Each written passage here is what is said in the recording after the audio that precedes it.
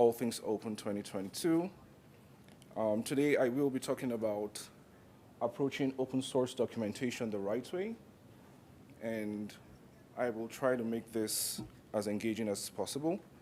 But before we get started, I should introduce myself. My name is Uduak Obong-eren. Good luck trying to pronounce my last name.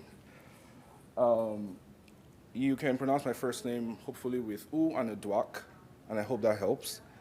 I am originally from Nigeria, but I moved out to the United States about close to 10 years ago. Just a little bit more about myself, just so you know who's talking to you today. I like to think of myself as an explorer, an avid lover of knowledge. I try to seek out new knowledge. And that has translated into me traveling to more than 35 countries. Well, I think as a last one, that's probably 38. And here are some pictures from different places. So Cairo, Rome, Mexico, Prague. I think my visit to Prague was really an interesting one because of the astronomical clock there in Prague. And then to Budapest. And apart from traveling, I also love art and architecture. So whether it's sculptures or it's paintings like you would see here in Sweden, or it's well, if anybody here has been to Barcelona, you probably will know about La Sagrada Familia. And when I'm not doing travels and I'm not doing art and architecture, I run an organization called EduStipend, which essentially tries to help people who are learning with resources for their learning. So laptops, mentorship support, and other things like that. But currently, I am not being paid to travel. And so I am a software engineer, and that's what I do for my day's job. I've worked as a software engineer for about 8 years, and I've had the opportunity to work across Africa, which is where I'm from, and Asia and Europe, again, because of my travels. I've also had the opportunity to work in different industries in health and beauty, which is where I currently work, in banking and fintech, in educational technology, in travel. And I've worked for different companies of different sizes, so from startups, mid-sized, large companies, multinationals. And you might be wondering, so why is a software engineer talking about documentation today? Well, software engineers are one of the biggest users of documentation. Well, hopefully. And from my experience, if you take a random sample of software engineers and ask, what part of their jobs do they enjoy the least? Probably merge conflicts will be one of it. And then the other one would be maybe reading poor documentation will be somewhere there. And I mean, I can take a sample. If you're a software engineer in the house, how well do you enjoy reading documentation? You can just raise your hand if you really do. And I can put my hand down because I might be. Okay, awesome. Well, for me, for the most part, it's not been a very pleasant experience working with some of the documentations I've had to work with for my day's job. And I've often wondered why. Why do we have not so good documentation? So it's not just software engineers, it's product managers, it's different stakeholders make use of documentation. And so that kind of led me to contribute to open source as a technical writer for Moduloop. Now, Moduloop, I promise you, is not a type of for loop. It is an open source software company that provides a model for creating payment platforms, connecting digital financial providers and customers. Now, Moduloop is based in Africa, but it's currently backed by the Bill and Melinda Gates Foundation, it's backed by Google, it's backed by the Rockefeller Foundation and a couple of others. So basically, Moduloop tries to drive financial inclusion by providing APIs. And I contributed as an open source technical writer, which was pretty interesting. And so much of the talk today will be sharing some of the learnings from that, and now that has helped in helping write better documentation. And so that brings us back to the talk for today, approaching open source documentation the right way. Now, if I were to take out the parts of this that, well, you've probably met me already, so I can take out that part. And that leaves us with three things: open source, documentation, and the right way. If we further break this down, it leaves us with three very interesting pieces, which we'll be talking about through this talk. So let's start with open source. If I were to ask today, what is open source? A quick Google search will reveal tons of definitions about open source. I mean, this is all things open, so we probably all know what open source is. And so open source software, according to opensource.com, is software that has source code that anybody can inspect, modify, and enhance. And the emphasis here is on anybody. So whether it's a 5-year-old kid, or it's my grandma who's like 85, she should be able to inspect the software code. And then documentation is the body of information that describes the workings of a software product to the people who develop, deploy, enhance, and use it. And for emphasis, we should take note of those 4 keywords: develop, deploy, enhance, and use, because this will be germane to our conversation today. And then the last, just before we go to talking about the right way, let's talk a bit more about documentation. Now, there are different schools of thought about what documentation is. I mean, TechTarget just gave us a definition in the previous slide. But I found this categorization pretty interesting. So we have internal versus external, and we'll talk about what those are in a bit. We have product versus process, and then we have technical versus non-technical. So internal versus external, well, as the name suggests, it is what it is. Internal documentation are used by, basically the users are those internal to an organization, and we can think of examples, so maybe business use cases, maybe product specifications that we don't want external users to have, and then external documentation is for external users. But again, this conversation is about open source organizations, so for the most part, the documentation we'll be talking about are for external users. And then the second piece, product versus process. Well, the way I like to think about this is product documentation embodies information that talks about the product itself, while process documentation is everything around the creation of the product. So for example, if you have test requirements or if you have a test suite and you document it, that probably would fall under process documentation, versus if you're documenting an API and your product is the API, that would be product documentation. Well, I'm pretty sure you have opinions about this. We all do. And then the last piece, which we might agree with, for the most part, is technical versus non-technical. So technical documentation is for technical users, whereas non-technical documentation, for example, user manuals or user guides, are for non-technical users. And it's important to have all of these categories of documentation in our minds as we go through this conversation, because we will be touching on all of them. And everything we'll be talking about today applies to every kind of documentation. And so let's move on. Again, approaching open source documentation the right way. We've talked about open source, we've talked about documentation for a bit, and then the last piece is the right way. But what does that even mean? Who determines what way is right? And let's digress for a bit. If you were to walk into a car dealer shop today and you saw a Ford F-350, which is a pretty decent car, and then you saw an SUV, which, okay, it's pretty decent as well, and then you saw a Tesla Plaid, which is an electric car. Now, my question would be, what car is right? Since we're talking about open source documentation the right way. Okay, let's say cars are not your thing. Hopefully Halloween is. And here's a costume for Halloween by PDD yesterday, which I thought was pretty cool. And here's another costume. This is Avatar, for those who know and those who don't. And then the final piece is quite interesting. And again, the question is, which is the right costume for Halloween? You might have opinions. All of them are. Some of them are. Maybe you have preferences.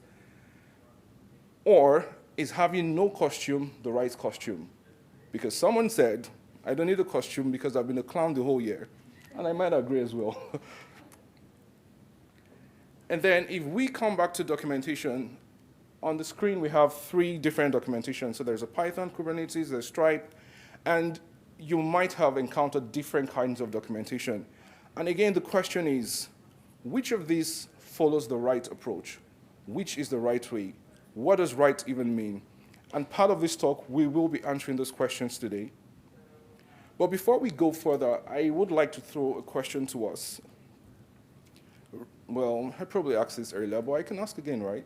If you've ever read poor documentation, I mean really poor document, oh wow, that's bad.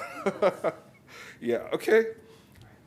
Now, raise your hand if you've chosen to go with one technology or solution over another just because of the documentation. Okay, that's very concerning. And taking this back to Moduloop, which is where I contributed as an open source technical writer. So Moduloop provides APIs, like I mentioned, for financial interoperability by connecting digital financial providers. Now, we were doing amazing stuff. We were building this amazing technology. We had like technical specification, we had API reference documents, we had architectural documents. It was awesome. And it looked like this, which to us was pretty decent. I mean, for most folks who were technical, we were like, yeah, this is pretty cool. But what we noticed was a lot of our users didn't like the documentation. And many times we had potential users, even countries, who would refuse to adopt the technology just because the documentation was hard.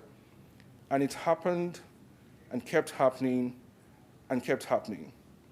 And so at some point, we had to go back to the drawing board and ask ourselves, okay, we have this amazing technology we think we're building, but why is the adoption not matching the technology we think we're building? And so, again, this is what it looks like, but we had to start thinking up ways to make sure our documentation mapped or matched correctly the technology we're building. And it led us to come up with some of the things I will be talking about today. And so, moving on to the next part, we will be talking about how we approach open source documentation the right way at Moduloop. And again, remember that this was not a question of bad technology. This was a question of bad documentation. The technology was great, so for the users who were able to convince to adopt it, they thought it was amazing. But then that was not the experience for a lot of the users of our documentation. And so we had to rethink our entire strategy for documentation, and we came up with a different approach, documentation as a product. So previously, documentation for us was logging everything we're doing, all of the nice APIs, and just like, yeah, dumping it somewhere. Well, we had to rethink that and start thinking of documentation as a product in itself. And so what that translated to was the documentation became the tool for driving the adoption of the technology we're building. So we stopped, again, seeing documentation as just maybe not so happy developers just writing things they're working on, versus being more intentional about how we were building our documentation platform. And to go back to the previous slide, this is what the previous documentation site looked like. And if you can see, it has some relevant information. So you have like technical overviews, you have information about the services, the APIs, you have information about the architecture, but we needed to do something differently. And so the first piece of this was creating user-centered documentation. Now, at the beginning of this talk, I talked about my work experience as a software engineer. For the most part, I have worked as a product engineer. And so when I joined Moduloop, I had to bring some part of my experience as a product engineer to technical writing, and I started to advocate for user-centered documentation. So yes, we have all of this information, but do we really understand who the users of our documentation platforms are, or platform is? And so we needed to answer these questions. Who are our users? What are their needs? So probably through a Google search, they come to our documentation, but do we have any information about who the user is? What are they trying to accomplish? And how can we surface information to help them accomplish what they want to accomplish? And these were the 4 pertinent questions we needed to answer to move from the documentation that was not working to what we wanted to build, which we called the future. And so moving on, let's talk a bit more about user-centered documentation. And so the first piece of this was understanding who the users of our documentation are. And we worked a lot with the product people to understand this. And we were able to identify 6 different users of our documentation platform. So again, like I mentioned, this will be different for different organizations based on your use cases and your users. And so for us, we recognized regulators, mostly government agencies looking for a regulated system to drive financial inclusion. They were coming to our documentation platform. We recognized participants, and these are mostly the payment service providers, or FSPs, the banks, the non-banks, the aggregators. These were also some of our users. We identified the hub operators. For the most part, these are like the national switches in different countries. We identified the funders, the investors, so those who are looking to do more of impact investing. And then we also recognize the contributor, someone who's looking to make an open source contribution. And then the developers, which are the people actually doing the technical work. And so we identified these 6 users. And the question for us was how, again, back to this, what are the needs of each of these users? Because the needs of a developer is probably not the need of a hub operator, and probably not the need of a regulator who just cares about compliance and having a regulated system. And so it was important that we could identify this. And again, like I mentioned, we did a lot of work with product to understand these users, to understand their needs. So we understood their needs for the product, and then we translated that to the needs in the documentation and what they were trying to accomplish for the most part. And which led us to the next thing. So having an understanding of all of our users, having an understanding of their needs and what they're trying to accomplish, we needed a way to get from just this part to the part where we can start to surface information to help them accomplish what they want to accomplish through the documentation. And this was why we came up with an information architecture document. Again, as a software engineer, probably applying engineering principles to technical writing, I thought this was very important because we had all of this information on different pages. Again, from the screen I showed you, we had information about API docs, architecture docs, specification documents, but we didn't have a single source of truth for how information was flowing in the documentation. And so to talk about what information architecture is, again, Google comes to the rescue.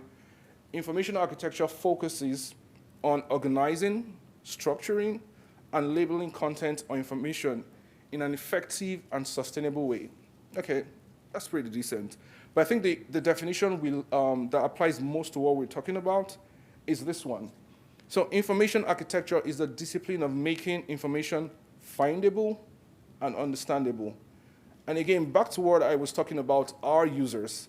We wanted all of our users to be able to find the piece of documentation they needed to be able to do what they wanted to do. So for someone who is just coming to contribute to Moduloop, all they just need probably is help me get started.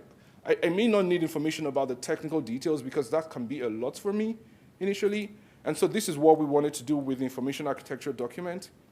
And again, back to this, we wanted to be able to answer this question: how can we surface information to help our users accomplish what they want to accomplish? And this is the first draft, the V1, of what our information architecture document looked like for Moduloop 2.0, which is what we called it at the time.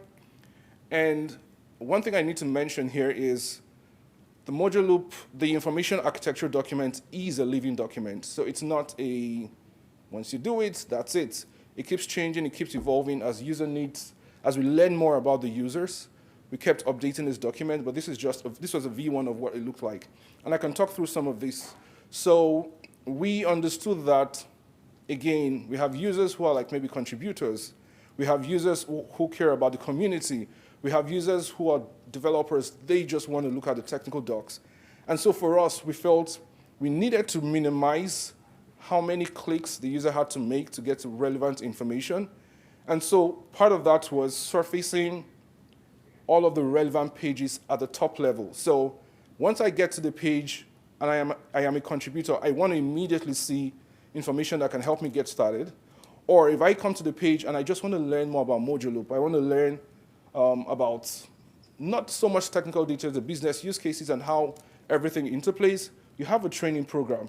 And so this, if you look at the different columns, I'll call them, so getting started, community, API specs, technical, and then training programs. And again, I need to mention that this was V1 because the final version was a lot more involved than this. And once we had the architecture document, so essentially this became a North Star to guide whatever it is we were doing and helped us move from Moduloop 1.0 to 2.0. But of course, things don't always go as planned. And so we needed to define some metrics for measuring what it is we were going to be doing for Moduloop 2.0. But what are those metrics? For a documentation platform, what does that look like? Maybe for a product, we can understand. But again, remember, we changed our vision from seeing documentation as just a log of what we're doing to becoming an actual product to serve our users. And so we needed to define some metrics to measure how effective the new platform was going to look like. And so yes, how do we measure that we are moving towards our desired goal for the new documentation? So at a high level, we have these three metrics: ease of discovery, ease of navigation, and information relevance. So ease of discovery, if you go back to the architecture document again, you would see the part where I talked about having those top-level pages so that based on the user, you can just like easily navigate to what you want. And so ease of discovery kind of ties into ease of navigation. And then the final piece was information relevance. When we show content to our users, is that really relevant to them? When someone who wants to contribute or a regulator comes to a page and we say, hey, if you're a regulator, you should see this, how relevant is it to the regulator? And so I will talk a bit about some of the things we started to do on some of our pages to get some of this feedback. And then more interestingly, we had some user-specific metrics. So again, to go back to this was more around general metrics. So the entire documentation platform, how easy is it to navigate, to find content. But this was now more about a specific user. So if a contributor, for example, comes to the page, what is the time to pull requests, to first pull requests as a result of our documentation? Does the contributor feel empowered enough to create a first pull request? Or is it taking such a long time to be able to get this? So we had some of these user-specific metrics for like contributors, for developers, for all of our users.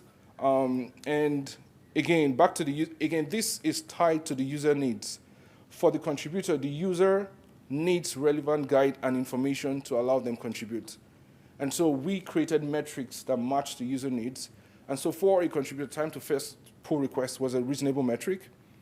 And again, I need to mention that all of this was a constantly evolving work, because as we were pushing this and making changes, we were getting feedback, which I'll talk about in a bit. And so we had the information architecture document. We've defined our metrics. Of course, what's next? It's time to implement. And implementation for us meant we had to identify some of the gaps in the current documentation, which for ease of communication, I would say Moduloop 1.0. And this is what our strategy looked like for phase one. When I joined, the first thing I did was doing an assessment of the current documentation platform, and I came up with a report. And basically, it contained things like, this is hard to navigate. Some of the things I'm talking about today, it's hard to find content. Some of the links are broken. Some of the images are not responsive. So I came up with a documentation assessment report. Please don't worry about the due date. I assure you that didn't go as planned. And then for the design part, this is where the information architecture document came to play. And for every step of the way, we tried to get feedback, not just from the core team, but from the community as well, because we think, again, contributors are part of our users, and the earlier you can start to get feedback, the better. And then the implementation part of this was around moving existing content from the old Moduloop 1.0 to 2.0. And so I had to develop a plan, because you don't want broken links on Google. Like, it affects SEO. There are lots of things we had to consider. And then cleaned up documentation, updated style guide. And I think I should mention this. We had to migrate to ViewPress for this documentation, and I'll talk about this in a bit. And of course, there was the review phase, and then there was the deploy phase for Moduloop 2.0. And at a high level, this is what the strategy looks like. So what we succeeded in doing was taking all of this information. Now, don't get me wrong. These were relevant pieces of information, but they were not presented in a way that was easily digestible by the user. I remember the first time I came to this page, I'm technical, but I felt like this was a lot of information at once. And so we moved to something like this. So when you get to the first page, this is all you see, getting started. And okay, I'll talk about the features for a bit. So the change from this to this for us was, we want users to take in content gradually. So based on the user journey or what you're trying to achieve, rather than throwing all the information to them at once. And again, I'll talk about some of the because we had to work with designers to get Moduloop 1.0 to Moduloop 2.0. But what was really important for us was having a getting started call to action button, because regardless of what kind of user we think you are, you should want to be able to do something on the platform. And more details about this in upcoming slides. And some of the other features we built as part of implementation was, I just talked about this for clean user interfaces with a clear call to action button, which you probably wouldn't see that in the previous documentation. It felt like you had to, literally, you were thrown into a pile of information and you had to figure out things yourself. But with this, we switched the approach and we developed Moduloop 2.0 with clean user interfaces and a clear call to action. We had a demo page on the previous platform as well, but it was mostly text. So I wonder how text works for demos. Like, you explain the scenario and the user understands it. So we had to let go of text and images for demos, and we replaced all of that with video content, which we believe is more interactive and engaging. And then we switched our assets, for example, some of the architectural diagram and SVGs, to be more mobile responsive, because that was one of the feedback we got from users that, yes, I can view your documentation on a laptop, but then when I'm on a mobile phone, I probably can't read it because it just doesn't render correctly.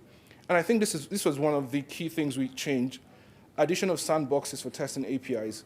So previously, we had API documentation that showed the responses, that shows request payloads, but there was no way for our developer users to test the APIs. And so these were some of the features we added.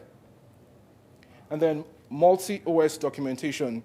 And I don't know if this is the experience of some of you, but if you have used some documentation where they just worry about Mac users and like they never bother about any other user, this was one of the things we also had to fix, because when I joined, I intentionally decided to try both a Windows machine and a Mac machine to see if the documentation made sense for me as a Windows user, and realized that there were lots of bugs, lots of issues. So we had to provide support for multi-operating system.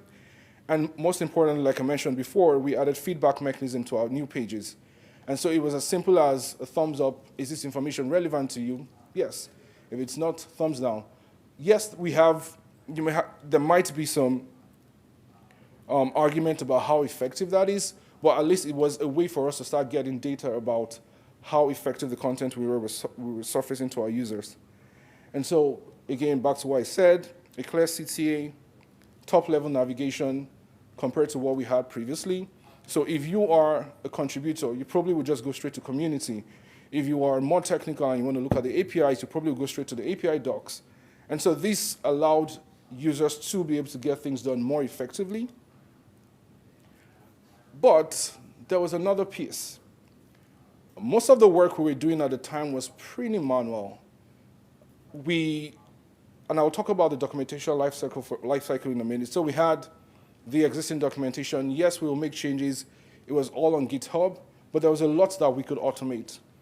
And again, back to this, assessment, design, implementation, review, and deploy. What we quickly noticed was this was not just a single one-time thing. It was more of a cycle. So every time we will make designs, again, I mentioned that the information architecture document is a living document, so it's not a one-time, you never change it again. So we will make changes to the design document, we will re-implement, we will review, and we will deploy. And so it became important that we were able to automate this process to eliminate some of the pains that come with doing it manually. And very importantly, we started to get feedback into every step of the process. And so initially, when we had the information architecture document, it was more for the core team. But as time went on, we opened it up to the entire community. So we were trying to get feedback. We were trying to hear what other users thought. And this also applied to the review phase and the implementation phase. And so to build open source documentation, really documentation the right way, it's important to build feedback into every step of the documentation lifecycle. And for us, that meant managing the documentation process or lifecycle as an agile process. Again, taking some of the learnings from being a software engineer into technical writing, and then building feedback into the documentation lifecycle, which is what I just talked about. And we also automated the release and deployment of our documentation. And one thing that became very important for us was versioning. In the previous documentation, we didn't have a way to version it. And so users would see the documentation and maybe come some other day and realize something has changed, and there was no way to track this. And so and that was one of the reasons when I talked about moving away from Gitbooks, which was what we were using at the time, to ViewPress, because ViewPress gave us more customized support for versioning. And again, if you look at the new documentation platform, you can see right up there, you have like you can switch versions based on what version you're working with, which was something we didn't have previously. And I think for doing documentation the right way, it's important to have support for versioning, because a user can, especially because for Moduloop, this was an API, essentially, we're API first company. And so if I'm using a version of API, I want to know if there's a breaking change. I want to know that the documentation reflects the version of the API I'm using. And so we had to make that change to a platform that allows support for versioning. And then the last piece of this for us was empowering the community to contribute. So yes, we had an overarching vision, documentation as a product. We had the information architecture document. We defined the metrics we wanted to measure, and we started implementing. So what was the final piece? We needed others to come on board and run with the same vision. And for us, that meant empowering the community to contribute. And it showed up in simple ways as having a contributing guide, which sometimes you go to open source projects and you don't see contributing guides, and that can scare away contributors, for example. You have community standards, you have documentation style guide. This is very important for documentation platforms because you want to have a consistent way you are writing documentation. And so this becomes, again, a single source of truth, which ties into the review process. So if I am making changes to documentation, it's a lot easier to tell a contributor, hey, this is the standards, versus having back and forth because we don't have an agreed standard. And then the last piece is having access to FAQs and help resources. And so what that looked like, again, for Moduloop 2.0 was this. So when you click on the community link at the top navigation, this is what you see. How do I get started? And so we detailed out steps. So a good first place to get started is read the contributor's guide. Okay, I've read that. I need some help. What do I do? There is a Slack channel. And so we changed the wording on our documentation because these things were there before. It's not like we had new content. These were existing content, but just the way we surface them to our users. And so a user who's looking to contribute comes in and sees, how do I get started, and reads all of this, and looks at the product roadmap to get a sense of what Moduloop is trying to do, and looks at the project board, and looks at issues, and then you have more questions. You can go to the Slack channel to ask some of these questions. You want to stay in touch or stay updated with the project. We had an event and announcements page. So this was the first thing a user would see coming to the community page. And then we had some other resources on like if you look on the left navigation, we had tools and technologies, just in case you had questions about what tools are we using, or you had questions about what's the style guide, what is the API documentation like, what are the coding standards, or what are the standards. And then we also had other resources. So in case you become very interested, and hopefully you are, that you want to see previous conversations, we had an archive. So you have like a notes archive, and you have a discussion docs archive. So this became the structure for us because we wanted to empower our users. We wanted to empower the community to contribute based on the vision we had defined. And so, to bring this to a close, open source documentation the right way. That was the question we asked. And so, for us at Moduloop, and I think these principles are extensible to all kinds of open source organizations, the first thing for us was user-centered documentation. Documentation stopped being a log of all the cool technology we've built to becoming something we want our users to get information about to be able to achieve what they wanted to achieve. And then information architecture became the driving force or the single source of truth for how we were going to implement or build our documentation platform going forward. And then measurement and feedback. So these first three all tied into products for us. Again, documentation as a product, And then the fourth piece was the documentation lifecycle management, which is where I talked about versioning and talked about automating the process. And this for us was process. And then the final piece, community management, which is about empowering our users to contribute based on the vision we have defined, which is documentation as a product, and that tied to us for people. So product, process, people. And that for us was how we did open source documentation the right way. Thank you.